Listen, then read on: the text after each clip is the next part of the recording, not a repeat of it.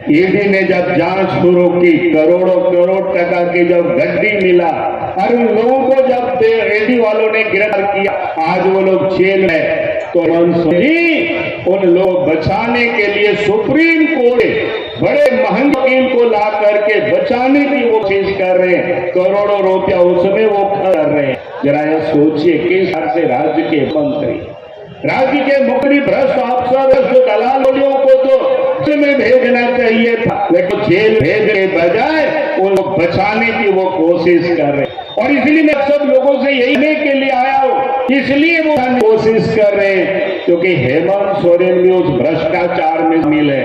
हेमंत सोरेन भी उन लोगों को शोषित कर रहे हैं, उन लोग लुट रहे हैं और उन लोगों को बचा रहे। इसलिए आपने देखा हेमंत सोरेन जी को ईडी ने 3 बार नोटिस दिया, लेकिन आप नोटिस देने के बाद भी अब वहां उपस्थित नहीं है। बार बार क्या कहते हैं, हम सुप्रीम कोर्ट में हुए। भाई गए हुए क्या? आपने अगर कोई गड़बड़ नहीं किया है तो फिर सीधे आप चले जाते ईडी के दफ्तर और ईडी वालों को कहते कि भाई मेरे पास तो यही संपत्ति है, आप जाओ तो आप देख लो। लेकिन आप इस प्रदेश में जो मुख्यमंत्री है खुद ही भ्रष्टाचार में शामिल है, जो कहते थे कि महाजनों के विरोध में लड़े, लेकिन महाजनों के विरोध में जनों से लड़ते लड़ते खुद इतनी महाजन बन गए। आप तो राज्य से लेकर थाल परगना तक सबसे अगर के पास अधिक जमीन लूट गरीबी तो हेमंत सोरेन परिवार है, और इतनी जमीन है। आज उस जमीन के बारे में ईडी पूछताछ करने के लिए बुलाए कि बताओ कि ये जमीन किसका है, कब आपने कहे खरीदा, नाम बदल कर दिया, नामी संपत्ति अर्जिया, आज जिसे यहाँ से वहां भागे थे। हेमंत जी कब आप खैर मनाएंगे, कब तक आप बचेंगे? आपने अगर पाप किया है, गांव में लोग कहते हैं ना, जैसा करनी वह भरनी। आपने गलत किया है, आपने काम को लूटा है, तो फिर आपको दंड मिलेगी। और उसका दंड क्या होता है आपको पता है कि उसका दंड तो एक है, अब हटवार जेल उनको जाना ही पड़ेगा, कोई नहीं सकता है, कोई रोक नहीं सकता। और इसे आज आप सब लोगों से यही के लिए भाई इन लुटेरों से झारखंड को बनाए, इन गोलियों से झारखंड को बचाना है। अब ये 3.5 साल हेमंत सोरेन हुआ, इसमें कहाँ विकास आया? विकास बीजेपी की सरकार थी का काम हुआ। मैं तो लोगों से कहता हूँ कि ये लोग बोलते हैं लेकिन कर नहीं है। और इनकी दोस्ती किनके साथ? कांग्रेस पार्टी था, उन्होंने खंडवा को कैसे ठगा है मिल करके। आपको एक उदाहरण समझिए, अलग राज्य की लड़ाई तो वर्षों चल रही थी।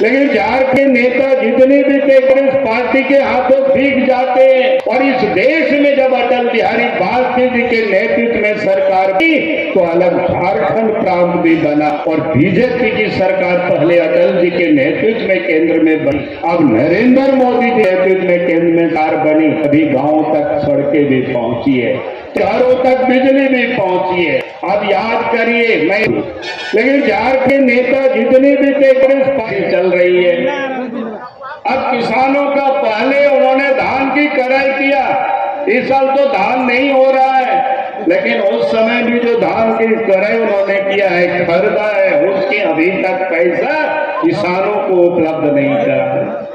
अभी तक किसानों को पैसा नहीं दिया। आप बताओ कि झारखंड की जो सरकार है, देश के प्रधानमंत्री नरेंद्र मोदी जी जहाँ किसानों की वो चिंता करते हैं, जहाँ किसानों के खाते में प्रत्येक महीना वो पैसा भेजते हैं, और आपके इस क्षेत्र में 94,000 किसानों के खाते में उस साल में 6,000 रुपया भेजते। इस प्रकार से ये 56 करोड़ रुपया किसानों के खाते में देश के प्रधानमंत्री उसको भेज चुके हैं। और इसलिए मैं आज आप सब लोगों से यही कहने के लिए सोचिए, हेमंत सोरेन किसानों के हितैषी नहीं है, झारखंडियों के हितैषी नहीं है। ये सब लोगों को ठगते हैं, लोगों को लूटते हैं। और इसीलिए मैं आज आप सब लोगों से यही कहने के लिए आया हूं, जो इस राज्य को ठगों से बचाना है, इसकी हमको संकल्प लेना है। लुटेरों से बचाना है झारखंड को, उसकी हम सबको संकल्प लेना है। यही निवेदन और यही अपील करने के लिए आया हूं। आज इस प्रदेश में अब नदी नाला में देख लीजिए, बालू भी नहीं बचा हुआ है।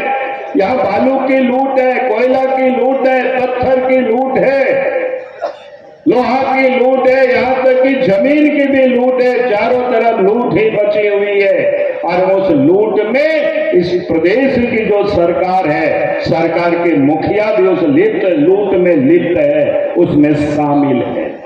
इसलिए आप देखते होंगे देश के प्रधानमंत्री जहां गरीबों की चिंता करते हैं, गरीब कोई भूखे नहीं रहे उसकी वो चिंता करते हैं। कोरोना काल में आपने देखा देश के प्रधानमंत्री गरीबों के जन धन खाते में उन्होंने पैसा भेजा ताकि गरीब भूखे नहीं रहे, गरीब के बच्चे बिना भोजन के रात में सोए नहीं। देश के प्रधानमंत्री गरीबों को फ्री में अनाज उपलब्ध करा रहा है। लेकिन आज झारखंड की हेमंत सोरेन की सरकार वो गरीब की वो फ्री अनाज में महीना ठीक से पहुंचा नहीं रही है, उसकी यहां से कर देती है, इधर से उधर बेच देती है। और इसलिए मैं आज आप सब लोगों से यही कहने आया, देश के प्रधानमंत्री गरीबों की चिंता करते, किसानों की चिंता करते, मजदूरों की चिंता करते, गांव का कैसे इलाज हो उसका देश के प्रधानमंत्री नरेंद्र मोदी जी चाहते हैं। तो उसके तहत लोगों को कई प्रकार के लाभ या आयुष्मान योजना के तहत एक कार्ड